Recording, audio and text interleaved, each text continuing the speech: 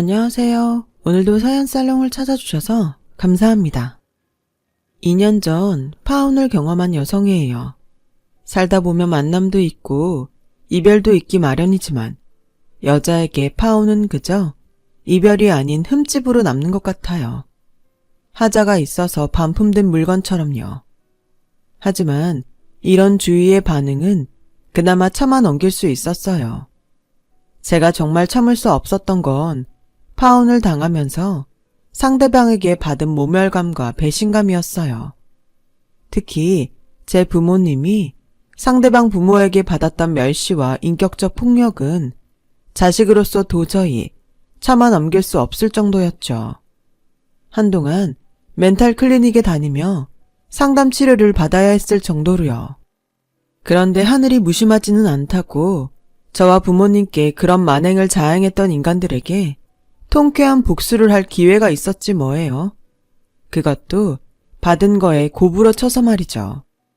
저희 부모님은 학교 앞 떡볶이 장사를 시작으로 요식업에 종사하게 되셨어요. 원래 아빠는 태권도 사범이었는데 사고로 다리를 다치시는 바람에 태권도 도장을 접어야만 했죠. 당장 생계가 걱정됐던 엄마는 적금을 깨서 그 돈으로 포장마차를 구입해 떡볶이 장사에 나섰죠. 언젠가 엄마가 그러시더라고요. 무식하면 용감하다고? 그땐 정말 창피한 거고 뭐고 생각할 겨를이 없었어. 당장 뭐라도 하지 않으면 굶어 죽을 판이었으니까. 머릿속에 우리 세 식구 먹고 사는 것 외엔 아무 생각도 없어서 그랬나. 너무 절박해서 그랬나. 막무가내로 용기를 냈던 것 같아. 하지만 평소 음식 솜씨 좋기로 소문난 엄마였지만 초창기에는 파리만 날려야 했어요. 게다가 길거리 장사다 보니 단속반이 뜨면 장사를 접어야 했죠. 그래도 엄마는 강하다고 포기하지 않고 비가 오든 눈이 오든 심지어 한파주의보가 내린 날에도 엄마는 포장마차에 나가 떡볶이를 파셨어요. 그 후 3번의 수술 끝에 일상생활이 가능해진 아빠까지 엄마를 도와 떡볶이 장사에 나서면서 수입은 조금씩 늘어갔고 3년 뒤쯤에는 근처에 조그마한 가게를 얻을 수 있었죠.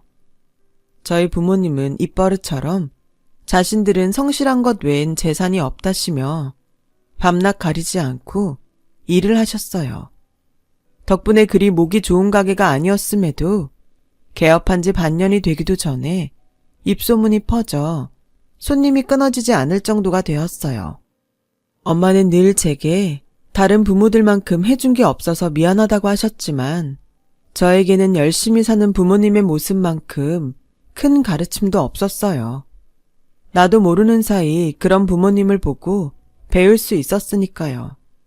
이날 이때까지 단 한 번도 지각이나 결근이 없는 것도 다 부모님을 보고 배워서 그런 거니까요. 부모는 자식의 거울이라고 하잖아요.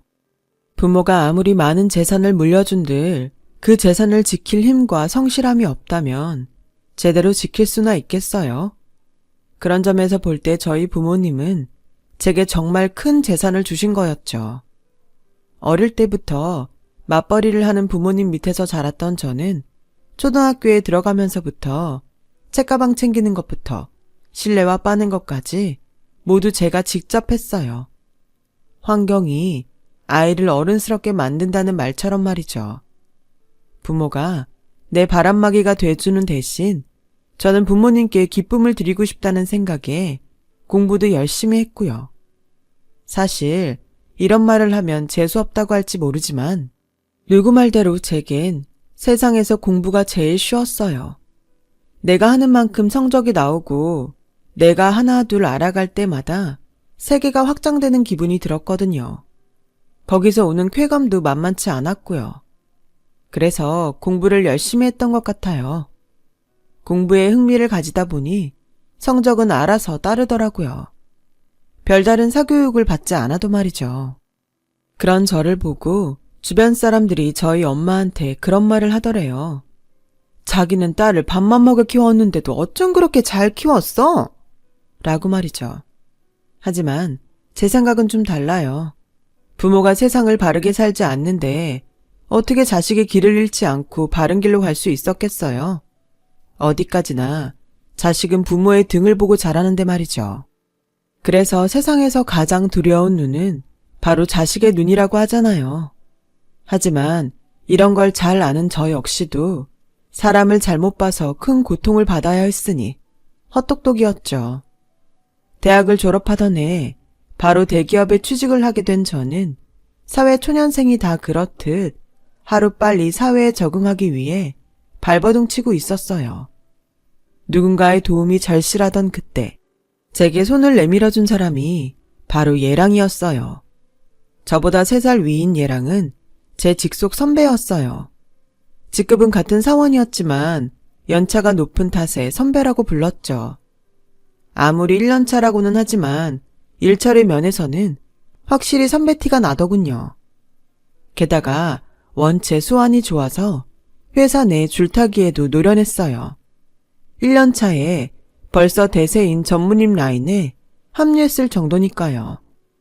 그때는 몰랐지만 직장인에게는 어떤 줄을 잡느냐에 따라 그 직장이 평생 직장이 되느냐, 등골만 빼먹히는 헬 직장이 되느냐가 달려있더라고요.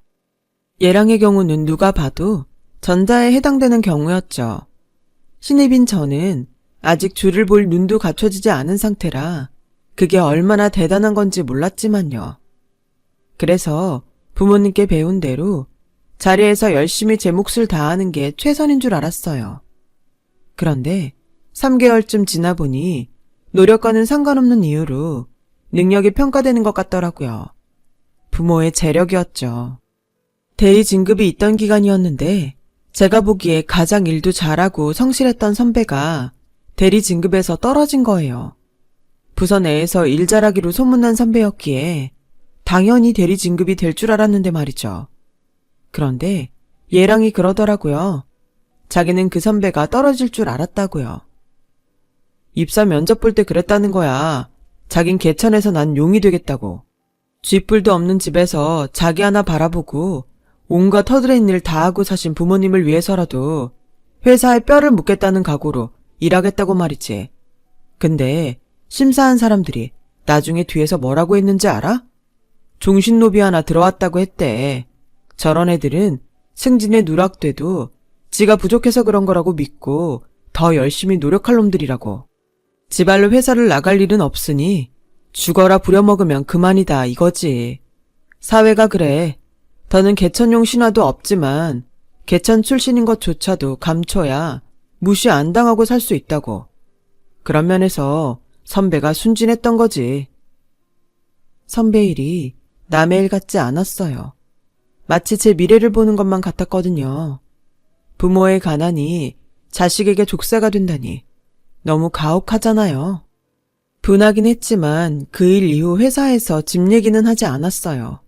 겁도 났고 괜히 제 부모님이 사람들 입에 오르내리는 게 싫었거든요. 그래서 아무도 저희 집이 식당을 하는 걸 모르고 있었죠. 그런데 꼬리가 길면 밟힌다고 쉬는 날 부모님 가게에서 일을 도와드리는 걸 예랑한테 들킨 거예요. 점심 먹으러 밖에 나왔다가 엄마랑 잠깐 통화를 했는데 그 대화를 예랑이 듣고 눈치를 챈 거였죠. 얼마 전 예랑한테 대리 승진에 누락된 선배 얘기를 들었던 터라 내심 몸을 사리고 있었는데 말이에요. 근데 예랑이 의외의 말을 하지 뭐예요.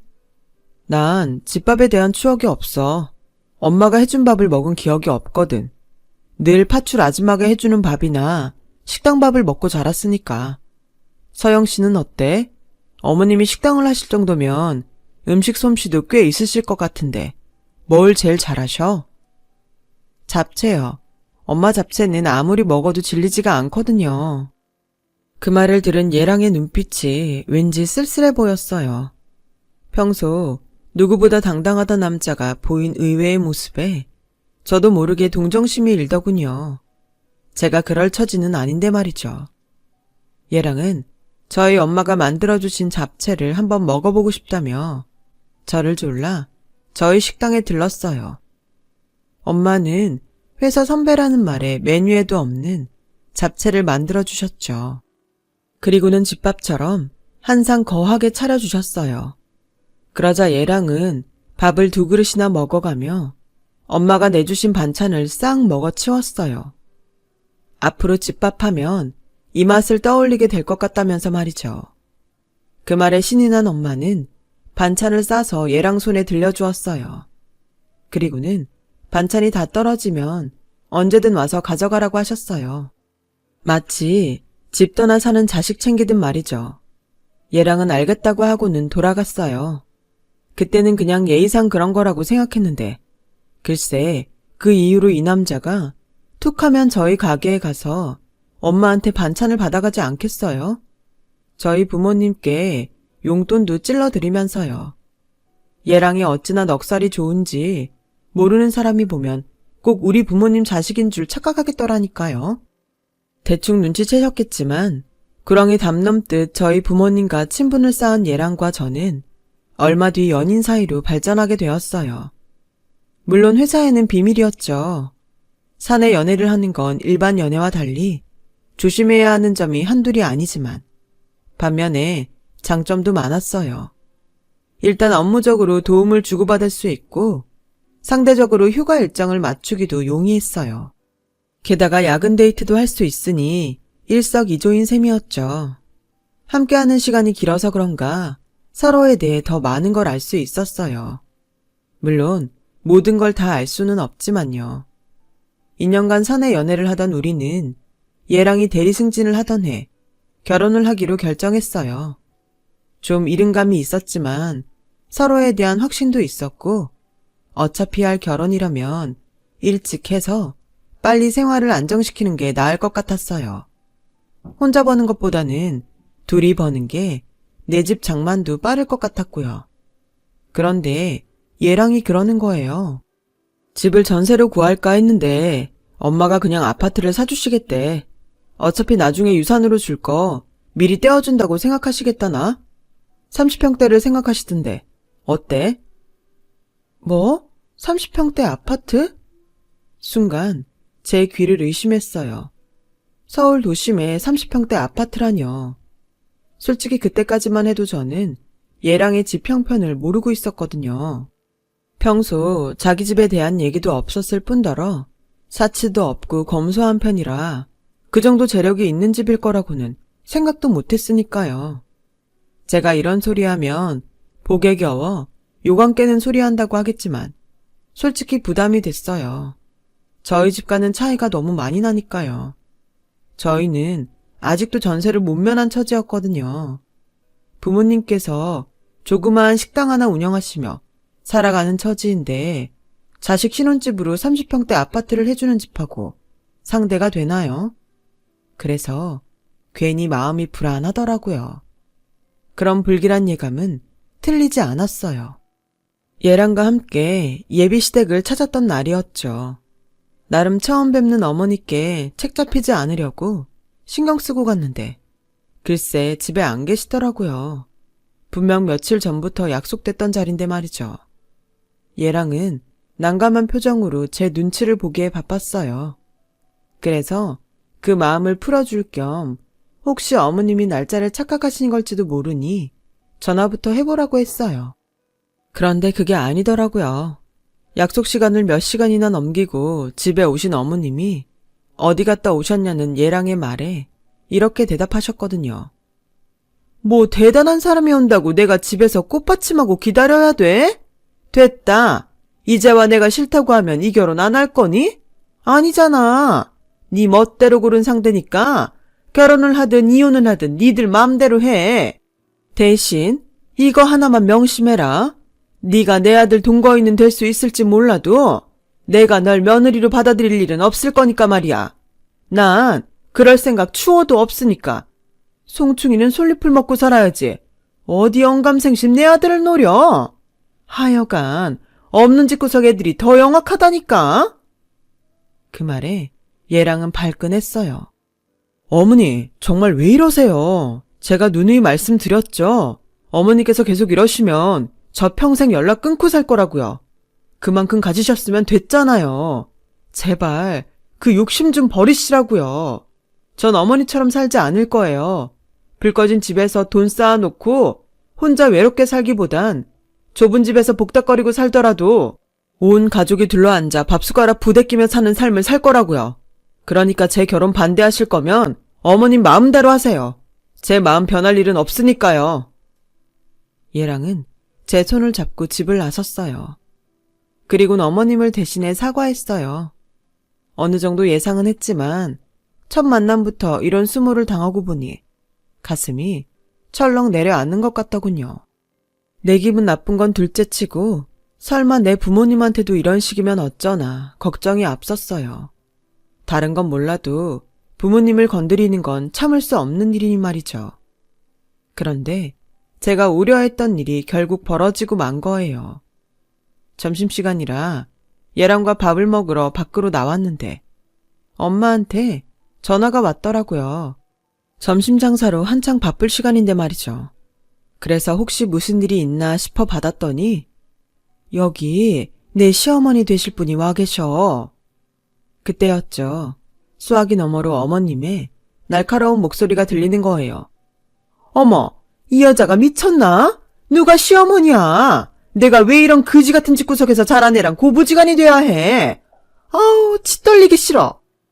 안 봐도 지금 그곳에서 무슨 일이 벌어지고 있는지 알겠더라고요. 그래서 얘랑과 함께 부모님 가게로 달려갔어요. 식당 문을 열고 들어가 보니 한창 분배해야 할 홀 안에 어머님 혼자 앉아있더라고요. 그리고 그 앞에는 죄인처럼 고개를 숙이고 있는 저희 부모님이 계셨어요. 그때 마침 손님이 들어오자 어머님이 버럭 소리 질렀어요. 장사 안 해요! 어안이 벙벙해진 손님은 뒷걸음질치며 가버렸어요. 순간 열이 확 오르더군요.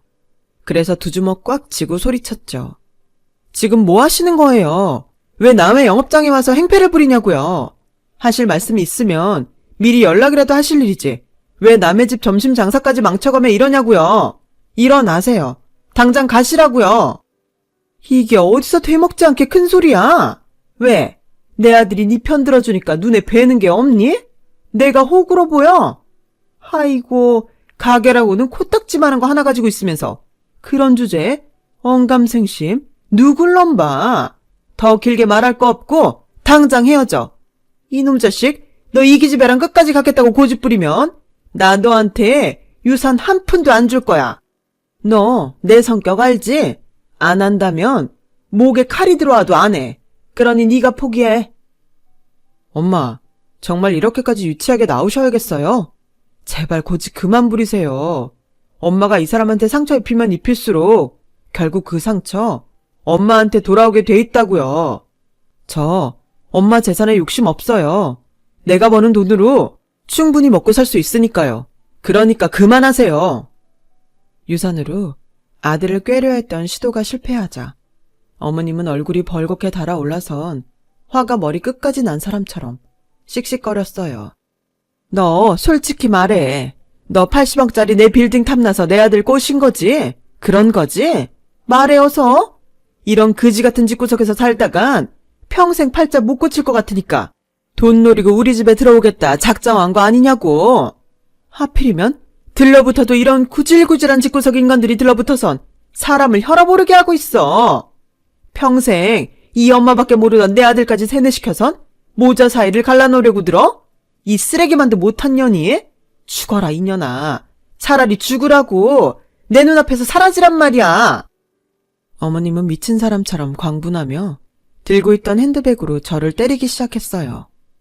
얘랑이 아무리 뜯어말려도 소용이 없었어요. 결국 참다 못한 제가 어머님을 힘껏 떠밀었죠. 그만하세요. 경찰 부르기 전에. 당신이 뭔데 날 때리는 겁니까? 내가 뭘 잘못했다고 이러냐고요. 당신이 80억짜리 빌딩 가진 사람이면 아무나 함부로 욕하고 때려도 되는 겁니까? 무슨 권리로요? 왜 돈 좀 있는 사람들은 하나같이 돈 없는 사람을 무시하고 괴롭혀도 된다고 생각하는 거죠? 따지고 보면 하등 그럴 권리도 없는데. 저요, 당신한테 맞을 이유 없어요. 난 당신 아들 돈 때문에 꼬신 것도 아니고 잘난 당신 돈으로 편하게 먹고 살 생각도 없어요. 난 충분히 능력이 되는 사람이니까요. 그쪽은 잘난 게 없어서 돈 가진 유세라도 떨고 싶은 모양인데 그럴 거면 드라마에서처럼 돈다발이라도 던져 주고 때리든가. 그럴 능력도 안 되는 주제에 어디서 감히 나한테 손찌검이에요. 뭐? 인연이 뚫린 입이라고 함부로 떠드는 것 좀 봐? 너 미쳤어? 아니요. 저 아주 정신 멀쩡해요. 왜? 딸 같은 애한테 이런 소리를 들으니까 자존심 상해요? 화나요? 그러게 인간 대접해줄 때 인간답게 굴었어야지. 왜 더러운 성질머리를 엄한 사람한테는 풀고 지랄이냐고요. 나요. 이 결혼 내가 안 해요.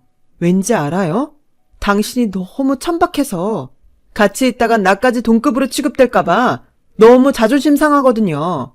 그러니까 여기서 이러지 말고 그 잘난 80억짜리 건물에 가서 벽 보고 지랄을 하든 똥을 싸든 마음대로 하세요. 우리 가게에 밥 먹으러 온 거 아니면 당장 가게에서 나가주세요. 당장! 저는 어머님과 예랑을 가게에서 쫓아내고 문을 걸어버렸어요. 그러자 어머님은 소리를 고래고래 질러가면서 우리 가게 문을 부술듯이 흔들어댔고 그런 엄마의 모습이 창피했던 예랑은 힘으로 엄마를 끌고 차에 올랐어요. 그렇게 한바탕 소란이 지나가고 가게 안에는 저와 부모님만 남았어요. 저희 부모님은 아무 말 없이 황망한 표정으로 저를 바라보시더군요. 그 모습에 괜히 화가 났어요. 엄마 아빠도 그래. 왜 저런 거한테 당하고만 있어?